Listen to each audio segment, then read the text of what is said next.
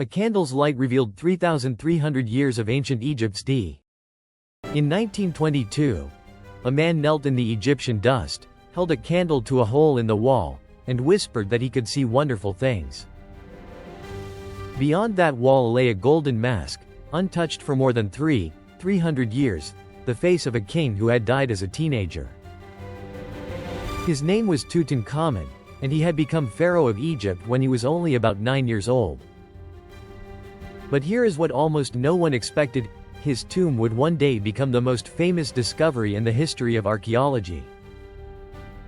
To understand the boy king, we must return to Egypt in the 1330s BC, a land ruled from the fertile banks of the Nile.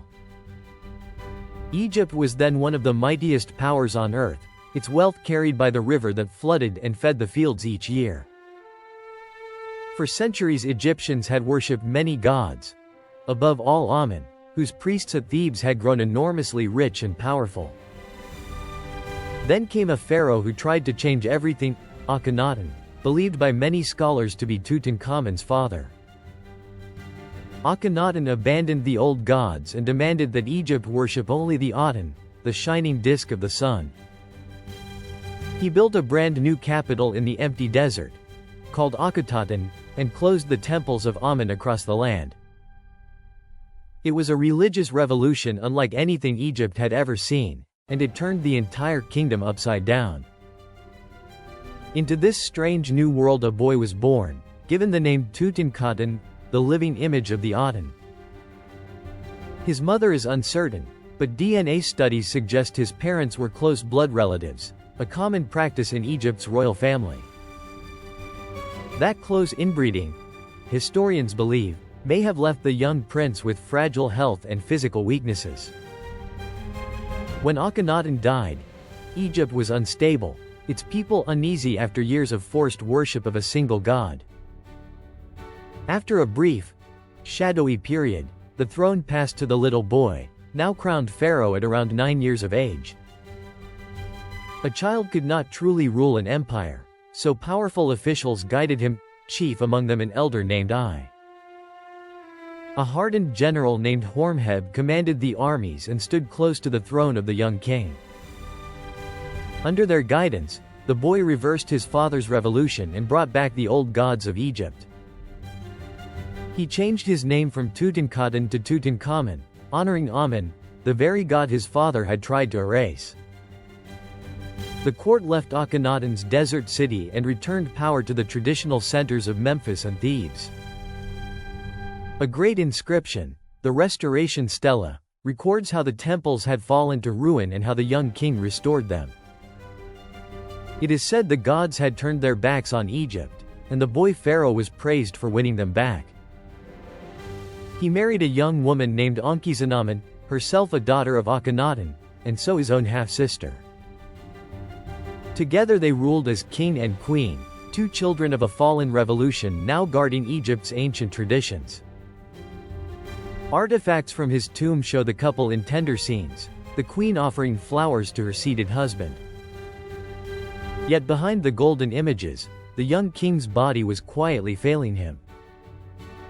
Scientific scans of his mummy revealed a club foot, and he likely walked with the help of a cane. More than 130 walking sticks were buried with him, hinting that he truly needed them in life. Studies also found traces of malaria and a bone disorder within his fragile frame. In his tomb lay 2 tiny coffins holding the mummified bodies of 2 stillborn baby girls, believed to be his daughters. It seems the boy king and his queen longed for an heir, but no living child survived them. For roughly 9 or 10 years, Tutankhamun reigned over the Nile, a boy slowly growing into a young man. By his late teens he was no longer a small child but a youthful pharaoh, ruling one of the world's great kingdoms. And then, around the age of 18 or 19, Tutankhamun suddenly died. How he died remains one of history's great mysteries, debated by scholars for over a century. His mummy showed a badly broken leg, leading some to suspect a fall, perhaps from a chariot or during a hunt.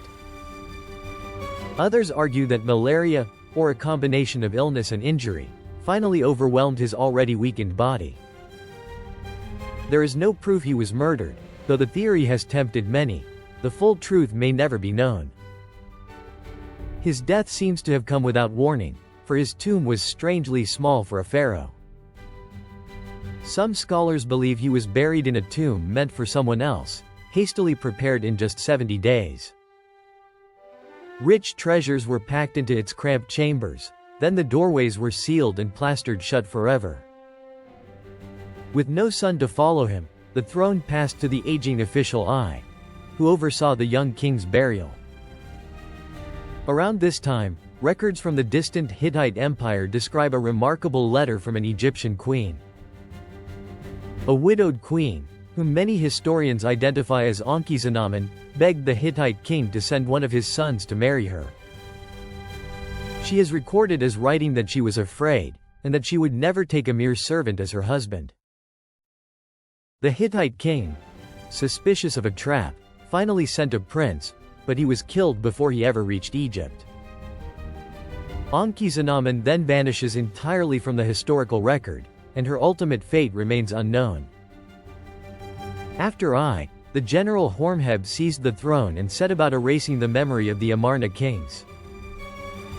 Tutankhamun's name was struck from the official king lists, as if the boy pharaoh had never existed at all. And so, buried in a modest tomb and forgotten by history, Tutankhamun slept beneath the Valley of the Kings. Robbers broke into his tomb twice in ancient times, but guards resealed it, and later rubble buried its entrance entirely. For more than 3,000 years, while other royal tombs were emptied and looted, his lay hidden and nearly intact. Then, in the early 20th century, a determined British archaeologist named Howard Carter began to search for it. His work was funded by a wealthy nobleman, Lord Carnarvon, who had spent years and fortunes on Egyptian excavations. By 1922, after seasons of failure, Carnarvon was ready to give up and stop paying for the fruitless search. Carter pleaded for one final season, and on November 4, 1922, his workers uncovered a single hidden stone step. More steps emerged, leading down to a sealed doorway stamped with ancient royal seals, unbroken for millennia. On November 26, Carter widened a small hole, raised his candle, and peered into the waiting darkness. When Carnarvon asked whether he could see anything, Carter answered, "Yes, wonderful things." Inside lay more than 5,000 objects, golden chariots, statues, jewelry, and shrines, still glittering after 300 years.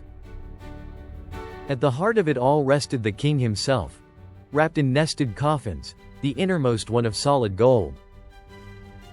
Over his face lay the famous golden mask, weighing around 10 kilograms, its calm eyes staring across the ages.